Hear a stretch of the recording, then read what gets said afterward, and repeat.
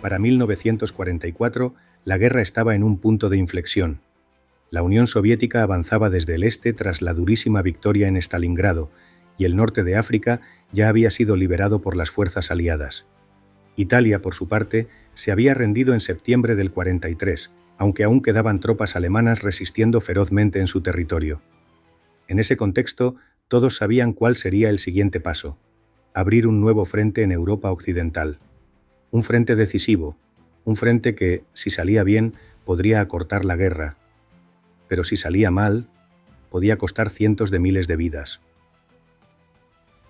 Ese frente sería el desembarco de Normandía, la operación militar anfibia más ambiciosa de la historia. Pero antes de que un solo soldado pusiera un pie en la arena francesa, los aliados tenían que resolver un problema colosal. Los alemanes sabían que un desembarco era inminente. No sabían exactamente cuándo ni dónde, pero lo esperaban, y se estaban preparando. Si los aliados atacaban una costa bien defendida, podrían ser masacrados incluso antes de tocar tierra. Por eso, antes de que la primera lancha saliera del sur de Inglaterra, se necesitaba algo más que preparación militar. Se necesitaba un engaño a gran escala, una cortina de humo que hiciera mirar a Hitler al lugar equivocado, en el momento exacto. Aquí entra en juego la Operación Fortitude, la estafa maestra.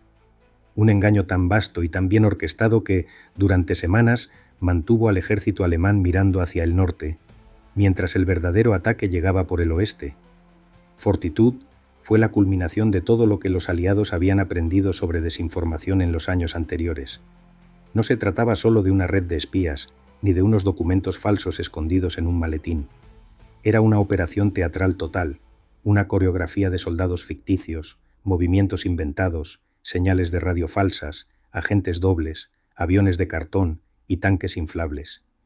Era una mentira tan grande que solo podía ser creída si se sostenía desde todos los ángulos posibles. La clave del plan era hacer creer a los alemanes que el desembarco no tendría lugar en Normandía, sino en el paso de Calais, la zona más estrecha del Canal de la Mancha, justo al otro lado de la costa desde Dover. Era, además, el punto más lógico para una invasión, más corto, más directo y más cerca de Alemania. Los alemanes lo sabían y contaban con que los aliados también lo supieran. Por eso, Fortitude no intentó convencerles de algo completamente nuevo. Al contrario, reforzó lo que ya sospechaban, les hizo confiar en su propia lógica, y mientras tanto, en las playas normandas se preparaba el verdadero asalto. Fortitude se dividió en dos partes: Fortitude North, que fingía un ataque desde Escocia hacia Noruega, y Fortitude South, la parte realmente crítica, que simulaba una invasión por Calais. Fue esta última la que movilizó a decenas de departamentos aliados y donde se desplegó el grueso del teatro de guerra falso. Los británicos crearon un ejército fantasma completo, el First US Army Group, FUSAG, supuestamente comandado por el general George S. Patton, un militar de reputación imponente al que los alemanes respetaban y temían. El FUSAG no existía, pero en los documentos de inteligencia alemana sí, y lo hacía con todo lujo de detalles: mapas, comunicaciones, simulacros de carga de material, órdenes de movimiento, maniobras e incluso relaciones personales entre comandantes ficticios.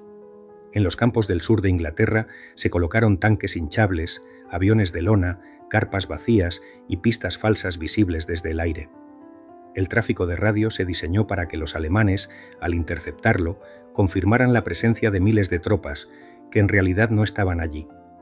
Para reforzar aún más la ilusión, como ya hemos comentado, se asignó al frente de este ejército fantasma a una figura real, el general George S. Patton, uno de los comandantes más famosos, temidos y respetados por los alemanes.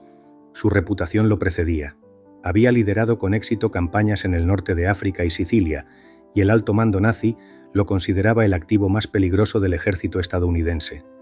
Así que, cuando la inteligencia alemana detectó su presencia en el sureste de Inglaterra al mando del FUSAG, lo interpretaron como una confirmación inequívoca de que el ataque sería por Calais. Patton era, en esencia, el mejor cebo posible. La participación de Patton en Fortitude fue doblemente efectiva porque había sido castigado por los aliados en ese momento, relegado temporalmente del mando tras un escándalo por mala conducta. Ese detalle encajaba perfectamente con el relato. Parecía lógico que, mientras se le mantenía alejado del frente real, Normandía, se le encargara liderar el supuesto ataque en Calais. En realidad, estaba de gira por bases británicas, dejándose ver justo lo necesario, visitando tropas inexistentes, alimentando la ilusión con su mera presencia. Fue, sin saberlo, uno de los actores principales de la mayor obra de teatro militar del siglo XX. Pero todo ese teatro visual y sonoro no habría funcionado sin los espías, y aquí Fortitude se apoyó en otra joya del sistema británico, el Double Cross System, el sistema de agentes dobles del que hablamos con anterioridad. Espías alemanes que habían sido capturados, reclutados o convencidos de trabajar para el MI5 y que ahora alimentaban al Abwehr, la inteligencia nazi, con información cuidadosamente elaborada. A eso se sumaban otros tantos agentes dobles que llevaban años ganándose la confianza del enemigo. Como ya sabemos, uno de los más importantes fue Garbo.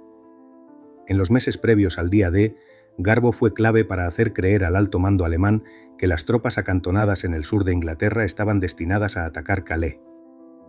Los alemanes confiaban ciegamente en estos informes, tanto que incluso cuando el desembarco en Normandía comenzó el 6 de junio de 1944, muchos altos mandos creyeron que se trataba de una maniobra de distracción.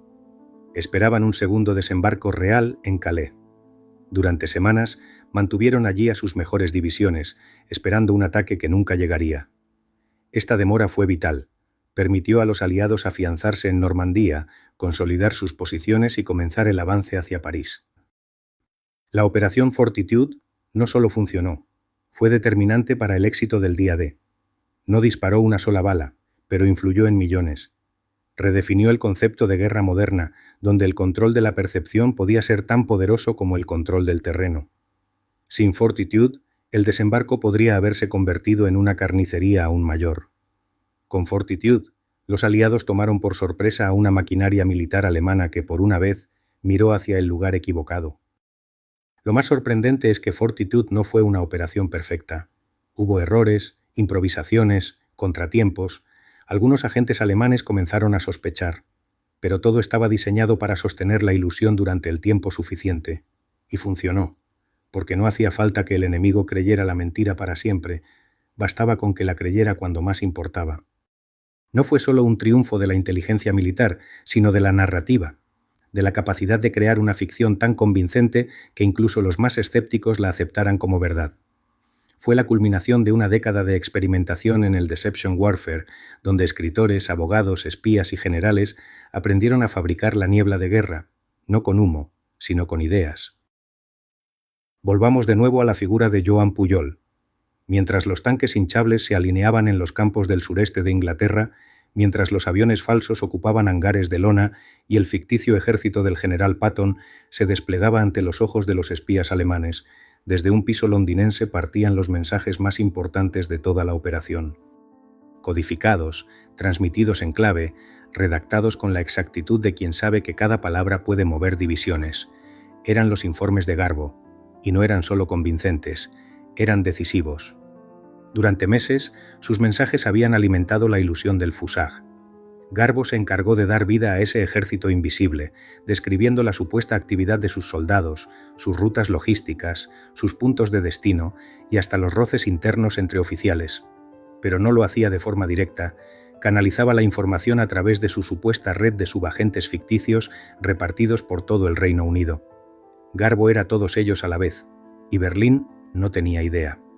En sus comunicaciones con el Abwehr, la inteligencia alemana, Garbo fue sembrando una historia cuidadosamente escalonada. Primero, rumores de que se estaban acumulando fuerzas en el sureste de Inglaterra. Luego, pequeñas pistas sobre movimientos de tropas hacia Dover. Más tarde, menciones indirectas a un inminente desembarco en el paso de Calais. Cada mensaje reforzaba el anterior, construyendo una narrativa que encajaba perfectamente con lo que los alemanes ya esperaban. En la primavera de 1944, cuando la fecha del día D ya estaba fijada, la operación requería un control absoluto del relato. Garbo intensificó la actividad de su red ficticia. Algunos de sus agentes supuestos informaban desde fábricas donde oían a soldados hablar del destino que les esperaba en Calais. Otros, desde estaciones de tren, relataban cómo los convoys se dirigían al este, cargados de munición y suministros.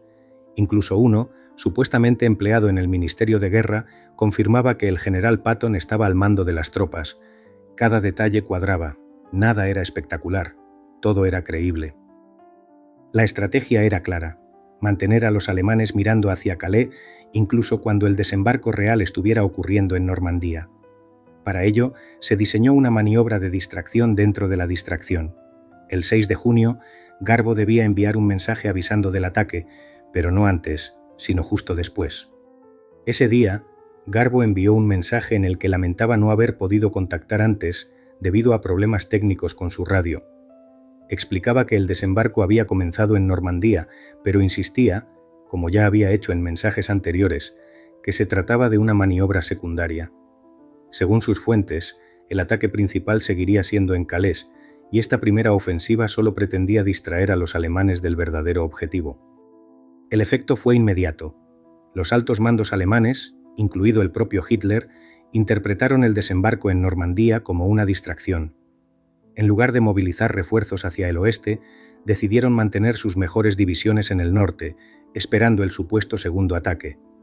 Durante más de una semana, Normandía fue defendida por unidades inferiores, mientras los tanques que podrían haber contenido a los aliados seguían aparcados al otro lado del mapa, en espera de una amenaza que nunca llegaría.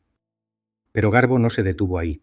En los días siguientes, siguió enviando mensajes regulares que reforzaban la narrativa. Uno de sus supuestos agentes había escuchado que la invasión principal se había retrasado por mal tiempo. Otro aseguraba que las tropas seguían en estado de máxima alerta. Incluso se sugirió que los aliados estaban esperando que los alemanes redistribuyeran sus fuerzas antes de lanzar el verdadero ataque. Todos los informes se cruzaban entre sí, se confirmaban mutuamente y mantenían viva la tensión en el alto mando alemán. La confianza del Abwehr en Garbo era tan alta que ni siquiera se cuestionaron la veracidad de sus informes. El engaño estaba tan bien tejido que, cuando otros espías comenzaron a fallar, él seguía siendo una fuente indiscutible. De hecho, no solo se le creyó, fue recompensado. Días después del desembarco, Garbo recibió un mensaje desde Berlín. Había sido condecorado con la Cruz de Hierro por sus servicios al Reich. Era, irónicamente, uno de los mayores reconocimientos que un espía aliado podía recibir. La gran estafa había funcionado y llegó el día D.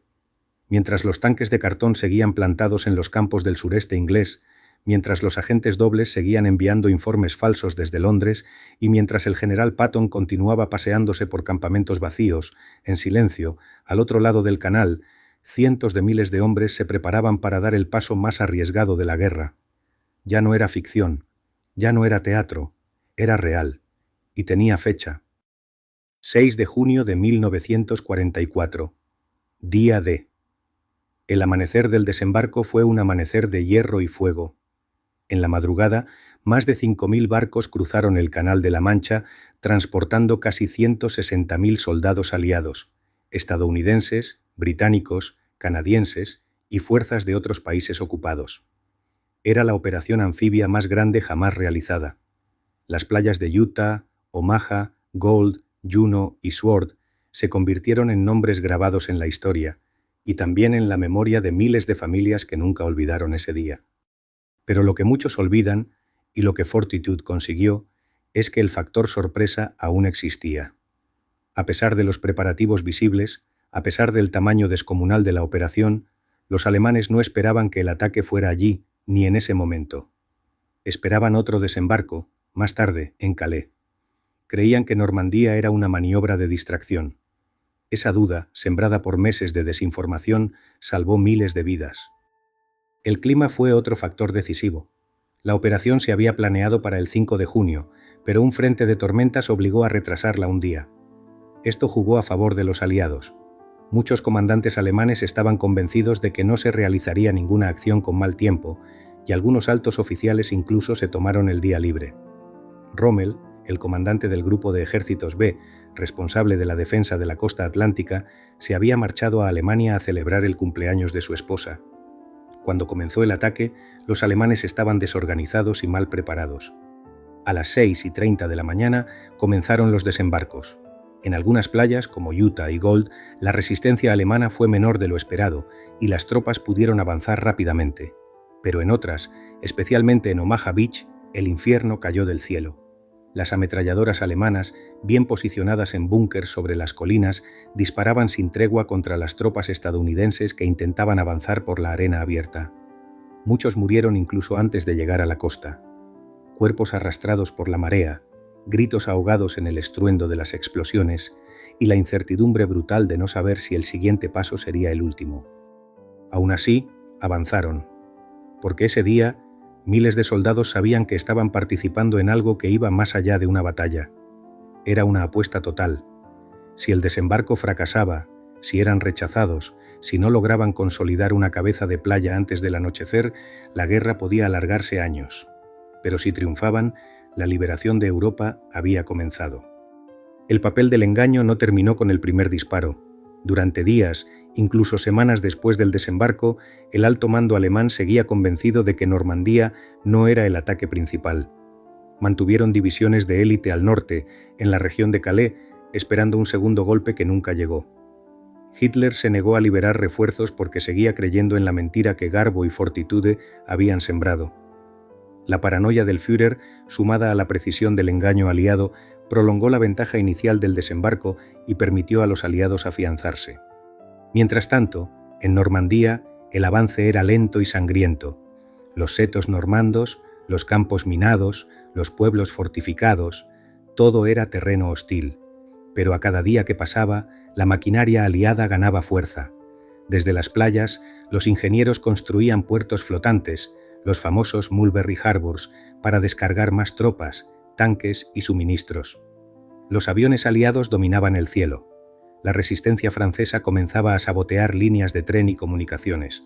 El frente alemán poco a poco comenzaba a ceder. A mediados de junio, los aliados ya habían desembarcado a más de 850.000 soldados y 150.000 vehículos. Las pérdidas del día D fueron altas. Se calcula que más de 10.000 soldados aliados murieron, fueron heridos o desaparecieron, pero no fueron en vano. Habían logrado lo que parecía imposible: abrir una brecha en el muro atlántico y avanzar por el continente. En retrospectiva, muchos historiadores coinciden en que, sin Fortitude, el desembarco habría fracasado, o al menos habría sido mucho más costoso.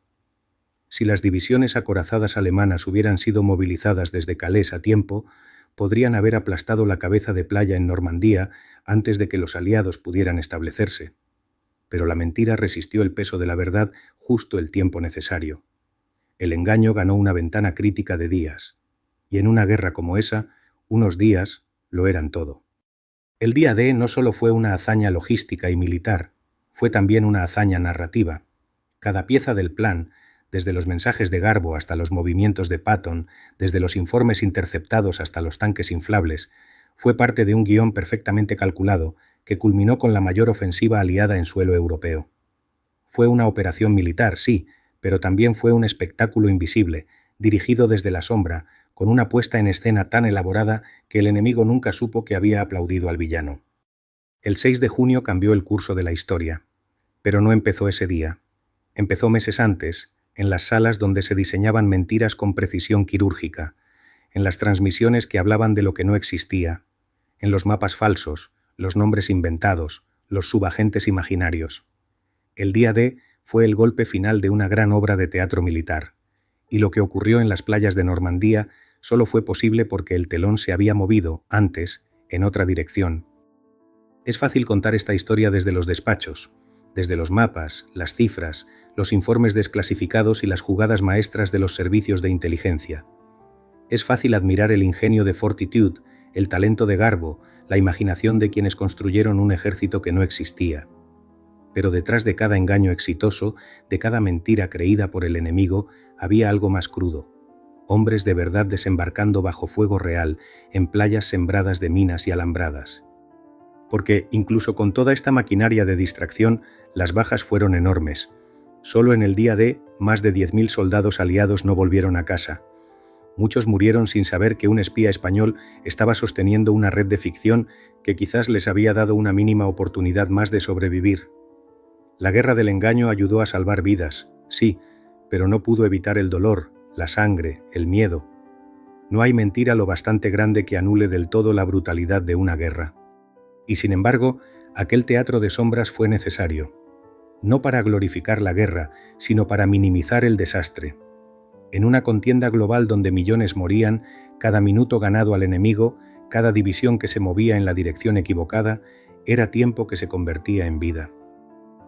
El arte del engaño no fue un juego de espías romántico, fue una estrategia de supervivencia. Y tal vez también un acto de humanidad en medio del horror.